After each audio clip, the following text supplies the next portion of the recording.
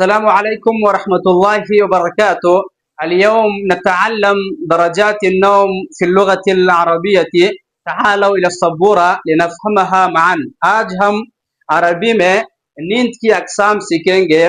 درجات النوم فی اللغة العربية، عربی زبان میں نیند کی درجات اور قسمیں. سب سے پہلا قسم السنة.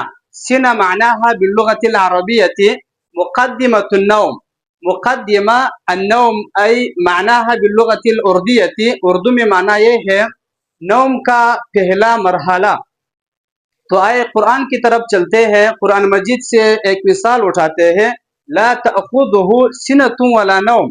لا تأخذه اس کو نہیں آتا، سنة اونگ، ولا نوم اور نیند. اور دوسرا قسم النعاس. نعاس معناها باللغة العربية بداية النوم، نیند کی ابتدا. قرآن مجید سے مثال لیتے ہیں. اذ یغشیکم النعاس امنة منه. اذ یغشیکم جب آپ پر طاری ہو، النعاس نیند، امنة منه اللہ تعالیٰ کی طرف سے بطور نعمت. اور تیسرا قسم الہجوع. الہجوع معناها باللغة العربية النوم المتقطع، ٹوٹا ہوا نیند، غیر مسلسل نیند. قرآن مجید سے مثال اٹھاتے ہیں.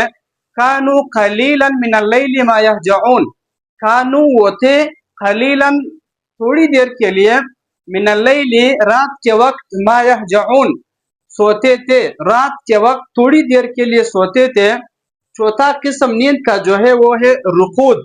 رقود معناها باللغة العربية النوم الطویل، لمبا نیند، زیادہ دیر کے لیے سونا. قرآن مجید سے مثال وَتَحْسَبُهُمْ أَيْقَاظًا وَهُمْ رُقُودٌ. وَتَحْسَبُهُمْ تم ان کو گمان کرتے ہو، أَيْقَاظًا بیدار، جاگتے ہوئے، وَهُمْ رُقُودٌ حالانکہ وہ سوئے ہوئے ہے. پانچواں قسم نیند کا البیات. البیات معناها باللغة العربية النوم في الليل او النوم لیلا، رات کے وقت سونا. قرآن مجید سے مثال فجاءها بأسنا بیاتا.